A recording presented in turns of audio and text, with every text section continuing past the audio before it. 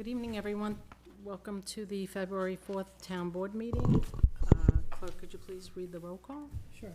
Councilman Migan? Here. Councilman Snow? Here. Councilwoman Pitt? Here. Councilman McCarthy is absent. Supervisor Giordano? Here. Please join me for the Pledge of Allegiance. Pledge allegiance to the flag Of the United States of America and to the republic for which it stands, one nation, under God, indivisible, with liberty and justice for all.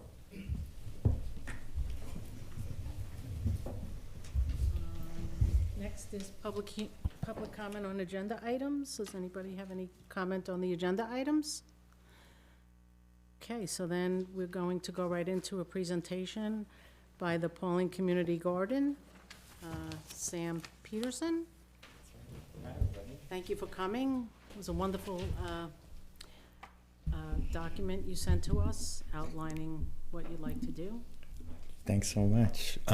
So the presentation is really just going to be me talking through the document and hoping to answer any questions, and also just to share some of this information with anyone who's watching.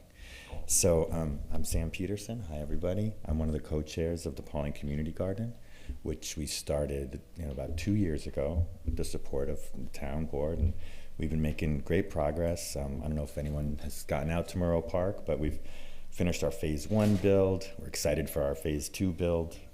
All the garden beds have been either spoken for or started growing in. So it's been a wonderful addition to the community. And again, we're super grateful to you all for helping make that happen. So what we'd like to do today is just to talk a little bit about our next plan for expansion, which is a teaching garden. So this is the Murrow Park Teaching Garden proposal. So why a teaching garden? Well, our line is where neighbors grow together. And soon we want to have a place where neighbors learn together. And that means building a teaching garden. The objective here is to open a new section of the Pawling Community Garden at Murrow Park for all members of the community to learn about gardening, agriculture, and ecology. And this teaching garden will also form the backbone of our intergenerational programming to connect people of all ages together in Pawling. So we've identified a few community partners that we think would be a great way to connect and grow the garden. And obviously, that's the Pawling Central School District, the Ag Club, the Future Farmers of America, the School Lunch Program, Youth Market Business Development, Pawling Rec, Summer Camp, Green Teen Jobs Program, the library, and the Resource Center, of course, and gather around the table. We are excited to partner with all the houses of worship, the senior communities, King's Apartment, the Hamlet, Dutcher House, Camino Al Exito, Mizentop, and Trinity Pawling. So, yeah, I mean, that's basically where we're at. We see this as a way to really grow out the operation and create opportunities for education. We'd love to grow vegetables for the Resource Center. We'd love to continue our programming with the library, obviously the school, and Pawling Rec. We think this could be a way for the summer camp to get involved. There's just so many opportunities. Beyond that, I really just have a little roadmap here. We'd like to confirm access to some part of Murrow Park to build this out. Then we'll get going on fundraising. We'll develop memorandums of understanding with Pawling Central School District, other nonprofit organizations. Then we'll build the teaching garden beds, install water, and invite the community to participate. So easy peasy. And just really to close, I'd love to read, if I may, just a few comments from some of our educators that we've already partnered with. And I did get permission, so this is from Mr. Voss, who is one of the teachers who does the Ag Club and the Future Farmers of America. So I'm just gonna get this. In the short time that we've partnered with the Pawling Community Garden, our students at Pawling Middle School have had both educational and at the same time an irreplaceable experience. Most importantly, the experiences are hands-on and allow the students to use all their senses to gather the information they will take with them for life. The Pawling Community Garden allows for a whole grade to visit and collaborate with the community members to produce a product where everyone has a part in the development of a finished product that we can eat, my emphasis. The product can in turn be used by everyone in the community. I, speaking for Mr. Voss, as an ag teacher, look forward to partnering with the Pawling Community Garden to develop future educational lessons that will reach both our students and the public. Thank you for your time, and I hope this makes your decision easier. And lastly, this is from Melissa Martin at the middle school. Bringing our fifth graders to the Pawling Community Garden was one of the highlights of the 2024 to 2025 school year. The students benefited so much from this experience, and the fifth grade team is hoping to continue collaborating with the members of the community garden. Here at Pawling Middle School, we are always looking for ways to have our students get involved with our community. We're hoping that the students could help with spring cleanup, assist with any additional planting that may need to be done, and use the surrounding areas at the park as inspiration for our science and ELA lessons. We're excited to come up with new ways that we can get involved or be of assistance. The fifth grade team is not afraid to work or get dirty. So those are just a couple of statements from our educators and partners. And I'd be happy to take questions, but our goal really at this point is just to find a place at Merrill Park where we can build this. So if there are any questions, I'd be happy to answer them. What kind of space are you looking for? We'd be Do you have ideally anything in looking mind? for a large space around 4,000 square feet is what we currently have. Okay. And we think, we make do with whatever we can get. I think for us, it's more about making this happen in a way that, brings kind of more revitalization tomorrow, but we can do a lot with a little, but we can also do a lot with a lot, so. You have a space in mind there?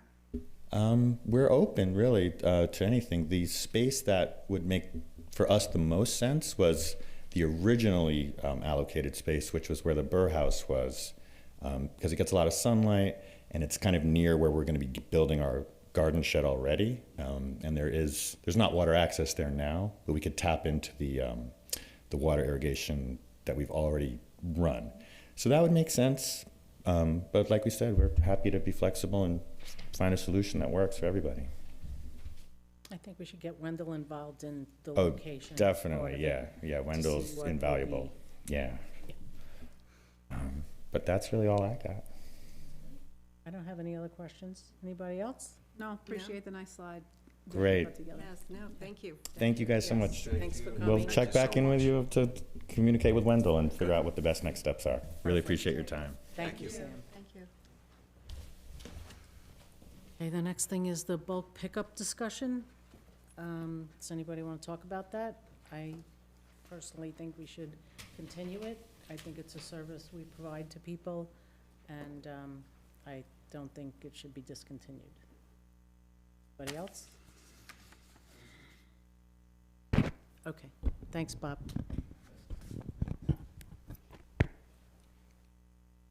I mean, obviously, it's a good service for the community once a year to be able to put their stuff out that they don't want, and it obviously is a cost to our bottom line. I looked at the flyer from last year. I stopped at Bob's office the other day, and there is a parameter on how much square footage you can put out, which I think is great. Do you find that, I think last year it cost about 11,000. It currently costs between And like change. 11 and $15,000. Yeah, so I looked at the last 2 years, it was like 11 and change. And I guess the only question I would have is, are there any like bigger ticket items that we take now that cost like an excessive amount to? Well, the most expensive part of that is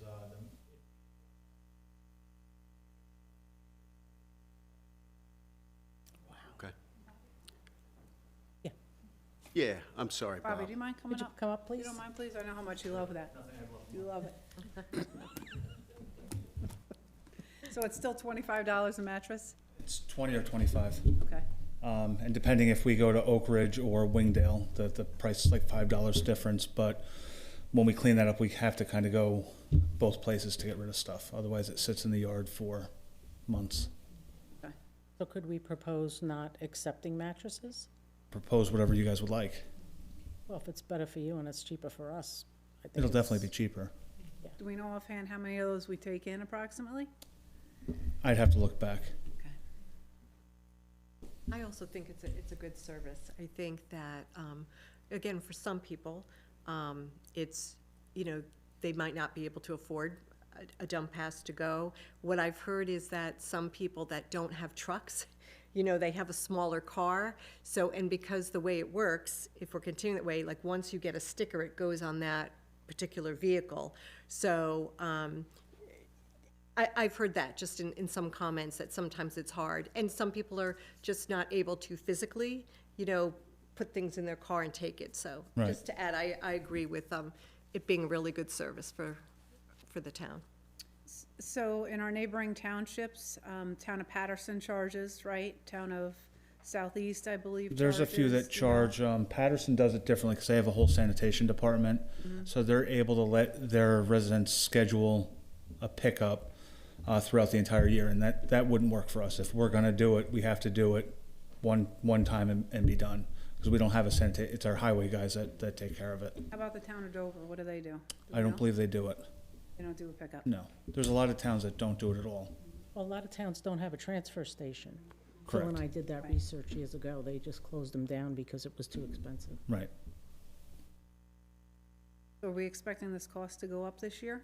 I'm sure it'll go up. If we have the same amount of people using it that did last year, it's more expensive to dump the stuff at the facility, so our cost will definitely go up. We do offset a little bit because there are a lot of people that actually leave scrap metal out, so whatever that cost is comes off our bottom line, so it's a little bit cheaper. But again, that depends on how much is actually put out. Are there any other things that you could prohibit that would save us money? Or We already prohibit all, there's a whole list of stuff that's prohibited, and we don't take it. If they leave it out, we leave it there for them. And how many times do, the workers at the highway department need to unload and reload the refuse that's left out for pickup? We changed it because they used to try to do everything in one day and then do like an overflow the second day. But I changed it to 2 days, so when they're over like on 292 and busy roads, we can have some traffic control. So the first 2 days of the bulk pickup, everything is loaded on trucks and then brought back and dumped off at the highway garage. And then over the next couple weeks, as time allows, we load it into our open top containers and cart it off. So it's really handled twice by us. I think we have this discussion, really Every year. every year, and the year sneaks up on us, and obviously we want to continue offering it to, to our residents as a service. It's an excellent service, but I think maybe what would be beneficial is, as the year goes on, maybe we could put just a couple of proposals together as to thoughts on how we can do it, and then when we get to this point, when we have this conversation again next year, we really have something to compare it to as to, so we won't be taking such a loss on it Okay. year after year. I think that would be helpful. Anything else?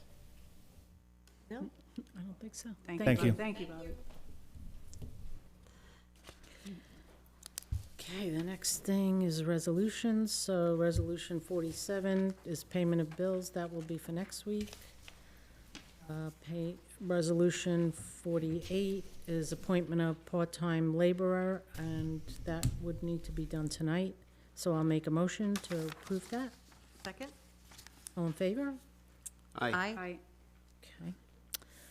The next thing is the 49. This is a resolution setting a public hearing for the sewer rate increase. This is something that is just in the IMA, and it's something we have to do and the village needs to do. So this is to schedule it for the March 4th meeting.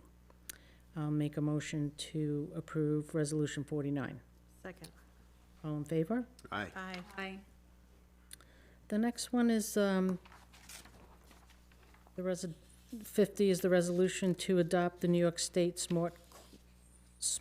Climate Smart Communities Pledge. The Conservation Advisory Board was recommending that the town board adopt this. But last time, these 10 items at the end were left out, so we've now put them in. So I'll make a motion for Resolution 50. Second. All in favor? Aye. Aye. And Resolution 51 is a letter of support for functional classification changes. This is for the Dutchess County Transportation Council, and they are patiently waiting for our response on this. So I am going to make a motion to approve Resolution 51. Second for discussion.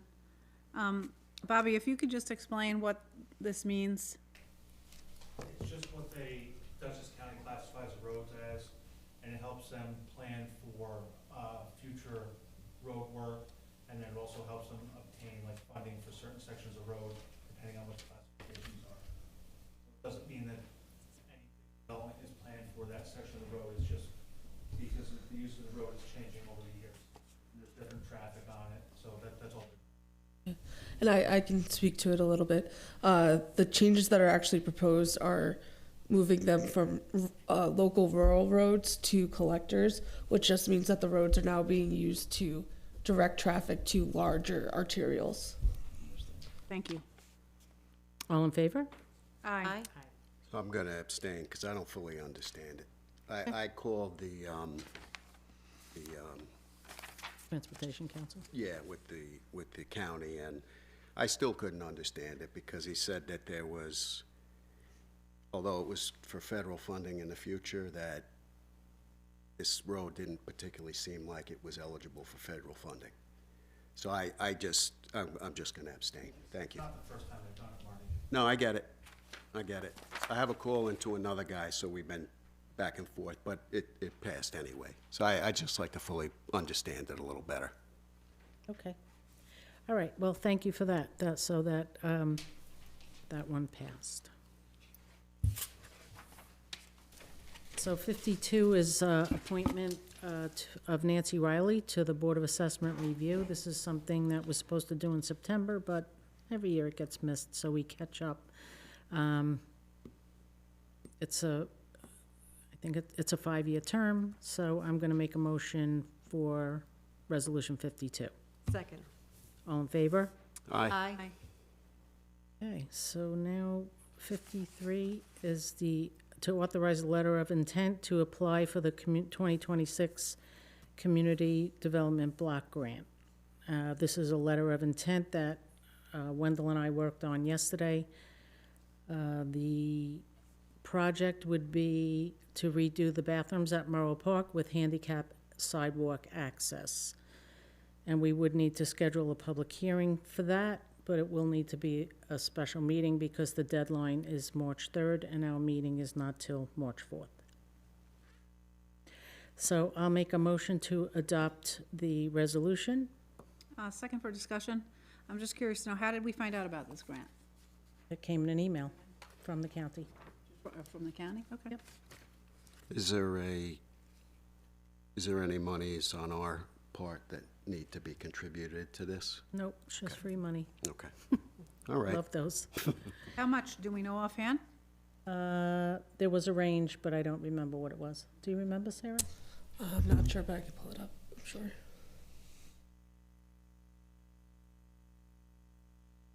I think there was a range of amounts of money that they give, but then a cap on each. Total block. Yep.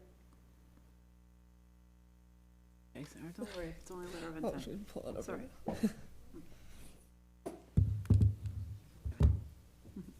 I'm good. All in favor? Aye. So should we schedule the public hearing now? I'm looking at calendar for February.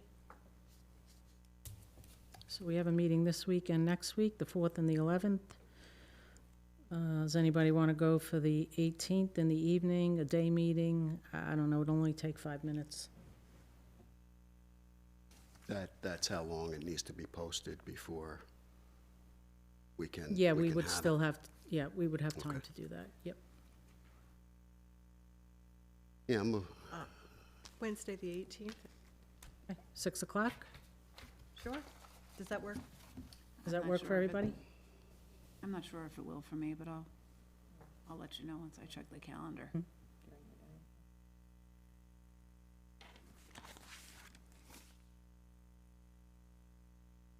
that's good for me. In the evening? Yes? Yeah. Councilwoman Pitt, does that work for you?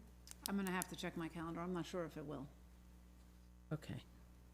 Then we'll schedule it for that time and day, and if it doesn't work, then we'll change it. Do you know what type of time restraints we have to actually go through, start this process as far as actually apply for the grant? Yes, It's the county timeline for the grant had the letter of intent due February 2nd. Applications are due March 3rd by 3 p.m. Okay, so sometime this month, obviously. Yeah. Okay, so the next, I need a second and, Yep. I got a motion from Kathy to, the supervisor to set the public hearing date for resolution 53, 218 at 6 p.m. Second. Second. all in favor? Aye. Aye. Thank you. Okay, so the next, this is a technical, it's a technicality for the Dewey Lane Bridge, Resolution 54. The Equitable Business Opportunities Portal needs the administration changed to me. So in order to keep the project going, I'm going to make a motion to approve Resolution 54. No, second. In favor? Aye. Aye.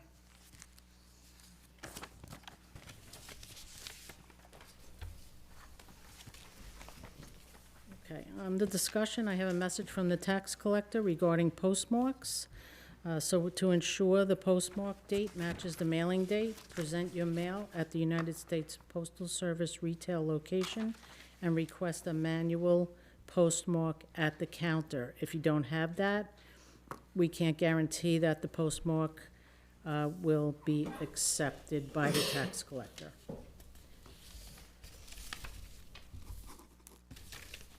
Councilman Migan, do you have anything for discussion? Sure, I just want to thank Bob Brill and all the highway guys for the terrific job that you did with the big snowstorm. I know it must have been a lot of hours, and we appreciate it. That's all. Thank you. I'll echo that. Thank you so much to you and your crew, Bob. Just as far as staff update, Joan, right, our confidential secretary, started last Friday, and it's a pleasure. And I'm sure you're thrilled, Kathy, having help now instead of I am. doing everything back there. And the other thing is just, I had mentioned this last year, just for us to talk about down the road, but the idea of having different departments come to do like a little brief presentation. It's been nice because it's been happening just as people want to come. So it would not only be our departments, but maybe we would have Chris Fisher back from the library. And if we could come up with some kind of schedule, this way we would all hear together, you know, what's going on, and, you know, then maybe from our department. So, you know, it could be the building department, and it's not long. It's like 5 minutes to 7 minutes, just updates. But if that's something, you know, Kathy and the board, you think would be helpful, I just think it's better for all of us to see what's going on, so.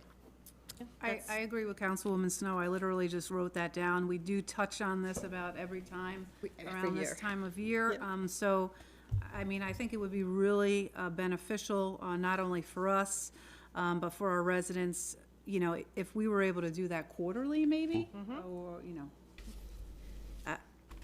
Yeah. I think we should actually just ensure that it gets done maybe this year, if we can. So I'm in agreement with that. That's all I have. Thank you. Councilwoman Pitt? Just that, just what we just touched on. And as well as, I just wanted to briefly discuss our hiring procedure. I know we had a special meeting on the 23rd. That was, I saw it first online, posted on Facebook, and then a correspondence was sent out about it. I was unable to attend because I work during the day. But I feel that we really owe it to our residents to, I mean, we have a hiring process in place in the handbook, and this is in regards to a recent hire of a new assessor that's going to be coming to work for the township. So with the hiring of not only this individual, but with any employee, I'm curious to know about the employment applications that we're using. It's my understanding that we use a Dutchess County employee application, and I think it would be helpful, along with the Dutchess County employee application, which I haven't recently seen one. I'm not quite sure if are there references on that employee application, do we know? I believe there are. Okay, so when somebody wants to come work for our township, they fill out an employee application. We believe that there are references on said application and that those references are being checked. So I think it would be beneficial, along with that application, to have maybe another township application that, you know, requires people to also submit a resume. It's my understanding that this, you know, one of our recent hires was extremely busy and, you know, was unable to put a resume together for us, although they did send us a letter of, you know, formally expressing their interest in being appointed as the town assessor for the town of Pawling. But when I had asked for a resume and references, it wasn't able to be provided. So if we need to update our employee handbook to specifically utilize the word resume, I mean, the application process is in here, or employment application, I should say. It does mention our employment references and background checks, that they have to provide references to us, and, you know, how we go about checking those references of final applicants. But I just feel that anytime a resume is provided or a resume is asked for from an applicant, references are asked for from an applicant, that once those are provided, if those are provided, it should be shared with the full board. This was a serious appointment, a vacancy that is my understanding that needed to be filled. I understand that it needed to be filled, and it was filled. I was not at the meeting, but, you know, I don't know who this person is. I don't know how qualified this person is. It's my understanding that this individual works for the town of Kent, and he's going to be working for us on, you know, nights and on a weekend day, and that a stipend was given because we do have a backlog. So I just had a lot of questions, and I think having a resume would have answered some of those. And I believe this individual is coming from the town of Kent. I know they recently spearheaded a town-wide reval that they concluded last year. So if I could be of any help to come up with a town application that really spells it out that we need a resume for all hires, I feel that would be extremely helpful. Thank you. Thank you. I did send out a notice about that meeting Friday morning. I asked people to respond to didn't, so I scheduled the meeting because it was time sensitive. The assessor is a New York State certified assessor, which is very difficult to come by. I've been working tirelessly for 6 weeks to do so. I asked if anybody wanted to meet with him or have a conversation with him. He would have been happy to do so, but no one responded. So I did speak with him. Okay, Yeah, good, Marty, in the I'm glad. interim, yeah. Was he interviewed? I interviewed him. Yep. There weren't a lot of candidates. There were none. Oh, listen, I understand. I just was asking for a resume and references. That's all. As he said, it was the busiest time, this is the busiest time for an assessor. He's now taken on our town and a backlog of 30 or so small claims that he has to now proceed to work on and get adjourned so he can work on them. So, you know, I really didn't think it was a big deal, but So I'll just I'll just say, I didn't give him a formal interview, but I did feel comfortable with him, and he has been an assessor since 2019 for one particular Correct. town. Yep. And And based just on, completed a reval for that town. and based so. on his letter that he sent us, it included, I felt comfortable with him. And I only reached out to him because you sent that email saying that to reach out if you wanted to find out more. Yep. But I went through with the assessor, March 1st is the taxable status date, deadline for most exemptions. May 1st is a tentative assessment roll, that's got to be published. Correct. The fourth Tuesday in May is the grievance day, and July 1st has to be the final assessment roll. That has to be filed, so, and I feel confident that this gentleman will be able to do it. He's already doing it in Kent, Correct. so. It's a very tight schedule from Yeah, now it until the is. time the It tax is. roll has to be filed. So that's why it was a time-sensitive matter. There were no applicants except him, so there wasn't really a lot that I could do about it. Do we still have a ad out there, or no? No, Stop the that, ad was okay. taken down. And we are pursuing, I think, a clerk as well. Yeah, I am, yes, Okay. pursuing a clerk. Okay. Trying to make that work. But again, it's a very difficult thing to find. No one is trained really to do that, and all the people who are trained already have jobs in other towns. Now, that's the problem with the assessors. There aren't many Yeah. assessors out there. A lot of them are doing shared services. I know the assessor in Patterson has a very similar situation to this with Amenia. She works there one night a week and one Saturday a week, so. And there was no opportunity for us to have a shared service in regards to this hire? I got no response. It was posted. It was on the New York State Assessors Association. It went out to the New York State assessors groups. I mean, with this particular township that he's currently working Nope, with. they weren't interested. Looked at that, yep. Do we know if he has appraisal certifications? Yes. Because we're He just has gonna an have, appraisal business. okay, and we're just gonna have to make sure that he doesn't do any appraisals, right, in the town of Pawling, because that would be a conflict. Yes. What That the would- previous assessor did, Robert did he did appraisals for us all the time. In the town? Yep. Mm. Mm-hmm.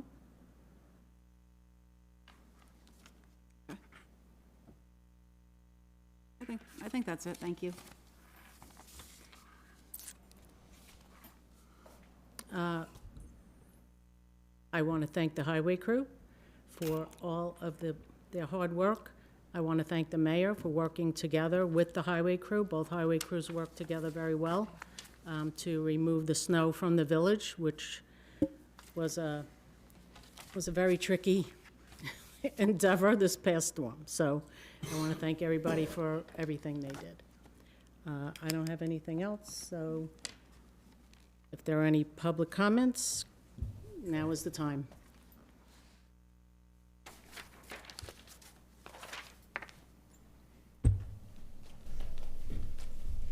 Robert Hill, North Quaker Hill Road.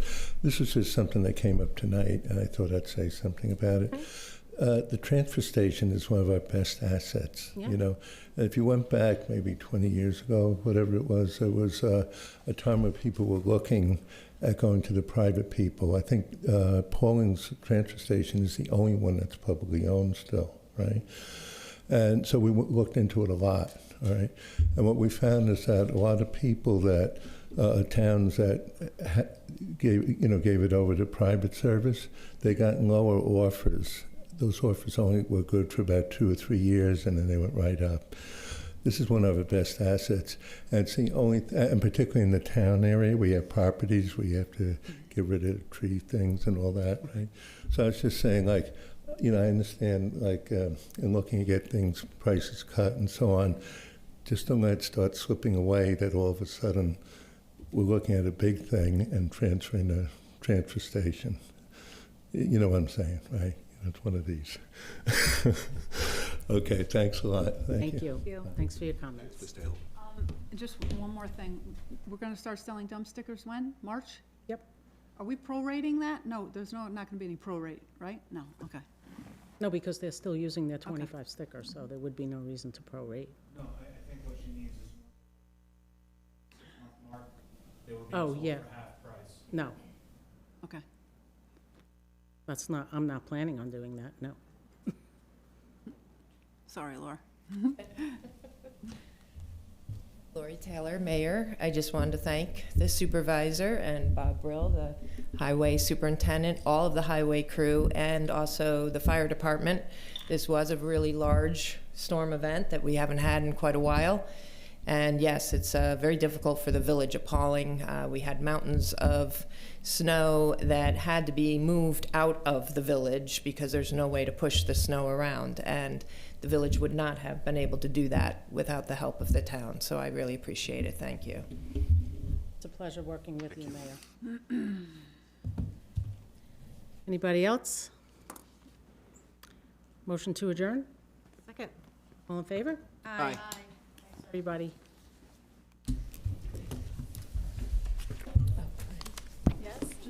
To answer your question,